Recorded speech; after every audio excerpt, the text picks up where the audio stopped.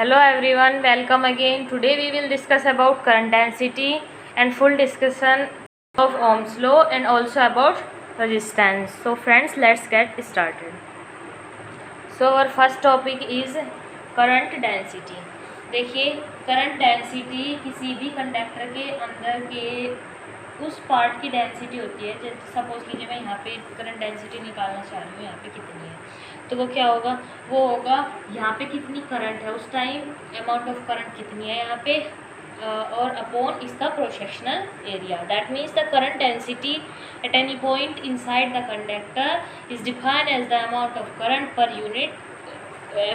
Current per unit cross section area. That इसे J vector से denote करते हैं करंट डेंसिटी को। That means J vector is equals to I upon A vector. Understand?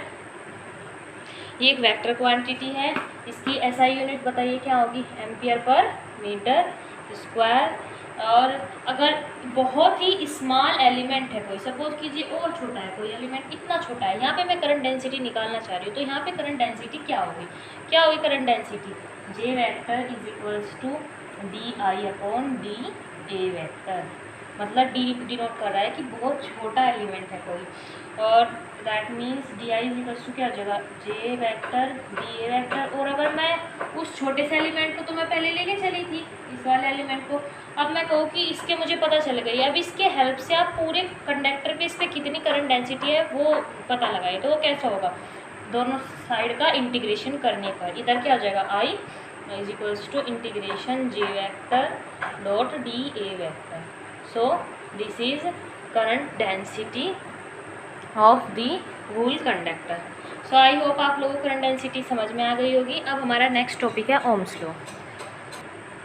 Now we will discuss about Ohm's law. देखिए Ohm एक scientist थे जिन्होंने ये लॉ दिया। उन्होंने कहा कि अगर सारी की सारी जो फिजिकल कंडीशंस हैं वो अगर चेंज ना हो, डजंट चेंज,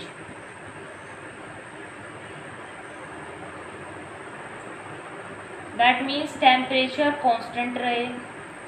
ज़्यादातर तो टेम्परेचर का इफेक्ट होता है। अगर किसी भी रूम में हमने सपोज कि किसी रूम में हम ये एक्सपेरिमेंट कर रहे हैं, तो ज़्यादातर सारी तो कंडीशंस तो सारी एक जैसी ही रहेगी। हमें किसका ध्यान रखना है, हमें ध्यान रखना है टेम्परेचर का।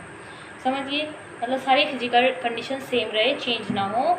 देन जो भी हम कंडक्टर ले रहे हैं, सपोज हम एक लोहे की रोड ले रहे हैं, तो इसके एंड्स के अक्रॉस पे मैंने जितना पोटेंशियल डिफरेंस लगा रखा है V, वो किसके डायरेक्टली प्रोपोर्शनल होगा, जो उसमें करंट फ्लो हो रही है I। जितना ज़्यादा मैं यहाँ पे वोल्टेज अप्लाई करूँगी उतनी ज़्यादा करंट बढ़ेगी। सपोज कीजिए मेरे पास पहले छोटी सेल थी, उसकी वजह से करंट कम होगा, फिर मैंने वहाँ पे एक बड़ा बैटरा लगाया, उसकी वोल्टेज ज़्यादा है, उसकी वजह से करंट भी तो ज़्यादा प्रोड्यूस होगा। तो उन्होंने कहा कि वोल्टेज किसके डायरेक्टली प्रोपोर्शनल होगी, जो उसमें करंट फ्लोइंग हो रहा है। That means if all the physical condition doesn't change, then the potential difference across the ends of the conductor is directly proportional to the current flowing in that conductor.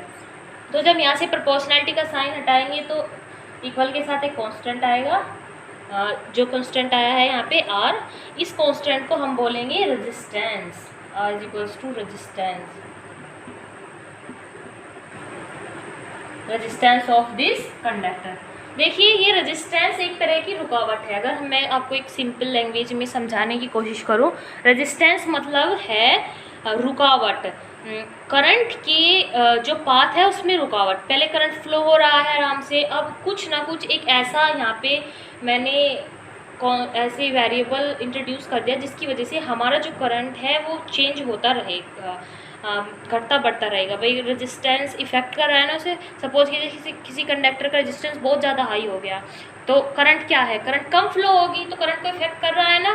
तो अब हम resistance के बारे में बात करते हैं। तो मुझे यहाँ से क्या पता चला, मुझे यहाँ से पता चला कि resistance R is equals to क्या होता है, R इज इक्वल्स टू होता है V अपॉन I।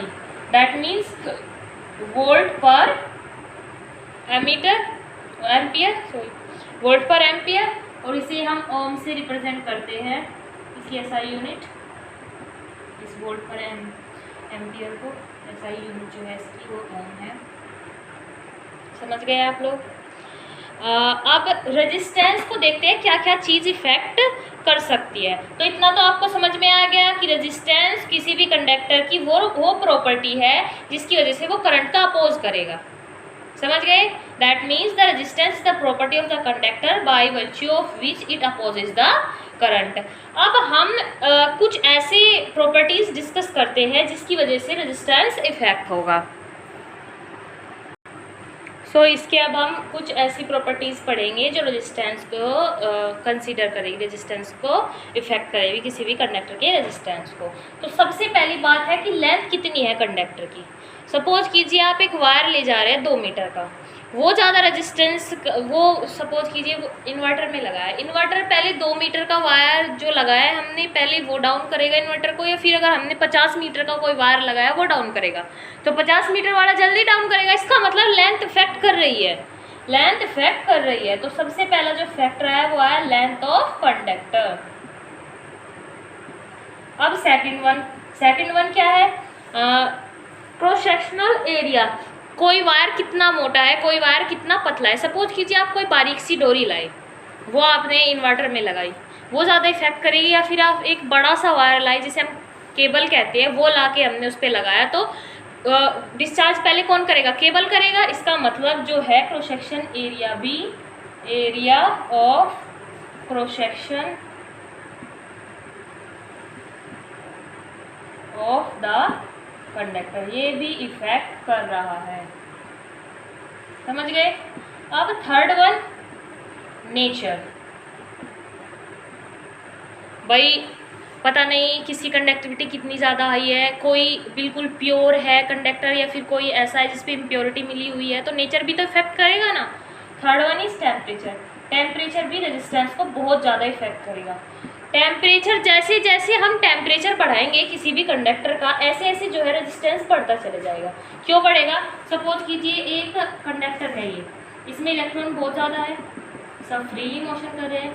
जैसे जैसे मैं इसका टेम्परेचर बढ़ाऊंगी, इसमें फ्री इलेक्ट्रॉन्स की भी संख्या जो है बढ़ती चली जाएगी, ये ज़्यादा एक्साइटेड भी, इनके अंदर एनर्जी भी बढ़ती चली जाएगी। समझ गए? अब जब एनर्जी भी बढ़ती चली जाएगी तो यहाँ पे कोलिजन बहुत ज़्यादा होना स्टार्ट हो जाएंगे। मैंने आपको समझाया था मैकेनिज्म ऑफ करंट फ्लो में, कोलिजन बहुत ज़्यादा होना स्टार्ट हो जाएंगे। इसका मतलब रुकावट और ज़्यादा हो रही है। कोलिजन एक तरह की रुकावट ही तो है करंट के पाथ में, तो रुकावट बहुत ज़्यादा हो रही है। इसका मतलब टेम्परेचर कैसे इफेक्ट कर रहा है? डायरेक्टली। जैसे जैसे टेम्परेचर बढ़ेगा ऐसे ऐसे रेजिस्टेंस भी बढ़ता चला जाएगा। क्रॉस सेक्शन एरिया भी समझ गए आप लोग, और लेंथ भी समझ गए। ठीक है, अब मैं आपको ओम्स लॉ के ग्राफ बता देती हूँ। ग्राफ भी इसके बहुत इंपॉर्टेंट फैक्टर है, ग्राफ से भी इसकी पहचान होती है ओम्स लॉ की, और वो इम्पोर्टेंट भी है। सो ग्राफ देखिए, यहाँ पे मेरे पास इक्वेशन थी डायरेक्टली प्रोपोर्शनल की, फिर यहाँ पे कांस्टेंट आया आर। तो अब मैं ग्राफ बनाती हूँ। जब डायरेक्टली प्रोपोर्शनल होता है तो मतलब जितना ये बढ़ेगा उतना ये बढ़ेगा, उसी रेशो में बढ़ेगा। इसका मतलब यहाँ पे मुझे एक स्ट्रेट लाइन मिलेगी, वी और आर के ग्राफ में एक स्ट्रेट लाइन मिलेगी। वी इधर है और आई हमारा इधर है। समझ गए आप लोग? अब अगर मैं इसकी स्लोप डिफाइन करूँ, स्लोप कैसे डिफाइन होती है? टेन थीटा से डिफाइन होती है ना। सपोज कीजिए ए है, ये बी है, ये सी है, तो स्लोप किससे डिफाइन होती है? टेन थीटा से।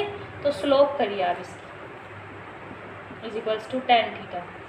क्या हो जाएगी बताइए आप ही, लगाइए मैथमेटिक्स का रूल। तो slope is equals to tan theta is equals to resistance. ये स्लोप ही डिफाइन करेंगे कि रेजिस्टेंस कैसा है, कितना ज़्यादा अफेक्ट कर रहा है। समझ गए आप लोग? विच इज इक्वल्स टू, इस ट्राइंगल में आप टेन थीटा लगाइए तो क्या आ जाएगा हमारा? B C upon A C. So here in this graph resistance is equals to B C upon A C, which is the slope of this graph, straight line. समझ गए आप लोग? और अगर मैं इस ग्राफ को रिवर्स कर दूं, भाई ये तो V और I का ग्राफ है, अब की बार मैं क्या करूं? अब की बार अगर मैं यहाँ पे I लिया और यहाँ पे V लिया हूँ, तब स्लोप कैसे डिफाइन होगी, तब रेजिस्टेंस कैसे डिफाइन होगा? भाई वो भी तो समझना चाहिए ना आपको, क्योंकि अगर VI का आ गया तो आप पहचान जाएंगे, लेकिन अगर I और V का आया तब क्या होगा? तब होगा, सपोज कीजिए इधर I है और इधर हमारा V है और ट्रायंगल सेम है, तब स्लोप जो है, slope is equals to resistance नहीं होगा। तब क्या होगा? भाई रिवर्स था तो रेजिस्टेंस था, अब रिवर्स हो गया तो क्या हो जाएगा? 1/r। तो 1/r होते हैं AC/BC। ये हो गया इसका रेजिस्टेंस। सो आप लोगों को समझ में आ गया। अब मैं आपको इसके ग्राफ के थ्रू कुछ एग्जांपल्स समझाने की कोशिश करती हूँ। आप मुझे खुद बताना कि ये ग्राफ अगर आपके समझ में आ गया तो आप उसे इजीली सॉल्व कर लेंगे। सपोज कीजिए मेरे पास ये कोई एक ग्राफ है, V और I के बीच में, V इधर है और I इधर है। ये कोई एक कंडक्टर है A जिसके लिए ये स्ट्रेट लाइन है, और ये कंडक्टर है B जिसके लिए स्ट्रेट लाइन है ओम्स लॉ के अकॉर्डिंग। तो आप मुझे बताइए कि रेजिस्टेंस किसका ज़्यादा होगा, कंडक्टर A का रेजिस्टेंस ज़्यादा है या फिर कंडक्टर B का रेजिस्टेंस ज़्यादा है। ग्राफ देख के बताइए आप। ये बहुत इजी सॉल्यूशन है। अगर आपके ये समझ में आ गया तो समझिए आप लोगों को ओम्स लॉ क्लियर हो गया है। अब ये देखिए, अब ओम्स लॉ क्या है, V is directly proportional to I। अब देखिए जैसे जैसे मैं V वोल्टेज बढ़ा रही हूँ, करंट बढ़ रहा है, दोनों में बढ़ रहा है ना। अब सपोज कीजिए मैंने करंट वोल्टेज बढ़ाई 1, तो करंट A में कितना बढ़ा, आधा, थोड़ा सा ही जरा सा। इसमें कितना बढ़ा, 1 के यहाँ पे लगभग 2। जैसे ही मैं वोल्टेज यहाँ पे 1 की, यहाँ पे करंट कितना हो गया, लगभग 2 यूनिट, और यहाँ पे कितना रह गया, लगभग आधी यूनिट। जैसे ही मैंने और बढ़ाई, यहाँ पे क्या हो गया, लगभग 1 यूनिट, और यहाँ पे कितना हो गया, लगभग 4-5 यूनिट। तो किस में ज़्यादा करंट, जैसे जैसे वोल्टेज बढ़ रही है करंट किस में तेज़ी से बढ़ रहा है, बी में जल्दी से बढ़ रहा है ना करंट। इसका मतलब बी का रेजिस्टेंस कम है, बी जो है करंट के पाथ में कम रुकावट दे रहा है। इसका मतलब बी का रेजिस्टेंस कम है और ए का रेजिस्टेंस हाई है, क्योंकि वो करंट बढ़ने ही नहीं दे रहा है, बहुत कम करंट बढ़ रही है। जैसे जैसे वोल्टेज बढ़ रही है करंट बहुत कम बढ़ रही है। तो आप लोगों को ये क्लियर हो गया, ठीक है। और अगर मैं अब इस ग्राफ को रिवर्स कर दूँ, सपोज कीजिए यहाँ पे मैंने आई किया, यहाँ पे मैंने वी किया। अब आप लोग बताइए कि किसका रेजिस्टेंस हाई है, वही लेके चलिए, V is directly proportional to I। अब इसे आप इस यहाँ से समझिए, जैसे जैसे मैं वोल्टेज बढ़ा रही हूँ करंट बढ़ रहा है। इसमें कितना बढ़ रहा है, 1 यूनिट, और इसमें कितना बढ़ रहा है, ये देखिए आप, लगभग 3 यूनिट्स। और बढ़ाया, इसमें कितना बढ़ रहा है, लगभग 1.5 यूनिट, और इसमें कितना बढ़ेगा, लगभग 7-8 यूनिट। समझ गए। इसका मतलब जैसे जैसे वोल्टेज बढ़ा रही हूँ इसमें जो है करंट तेज़ी से बढ़ता जा रहा है ना तेज़ी से। इसमें जो है करंट इसके मुकाबले कम बढ़ रहा है, बढ़ तो रहा है क्योंकि ये प्रॉपर्टी भी तो शो करनी है, लेकिन इसमें ज़्यादा बढ़ रहा है। इसका मतलब इसका रेजिस्टेंस जो है वो हाई है, वो करंट को फ्लो नहीं होने दे रहा है। इसका मतलब RB is greater than RA। Understand guys. I hope आप लोगों को ये ग्राफ्स बहुत अच्छी तरीके से क्लियर हो गए होंगे। ये बहुत इंपॉर्टेंट है और समझने के लिए भी बहुत ईजी है। अगर आप इस तरीके से ओम्स लॉ को प्रिपेयर करेंगे तो आपको जल्दी से क्लियर होगा। Thank you guys for watching my video and keep supporting me.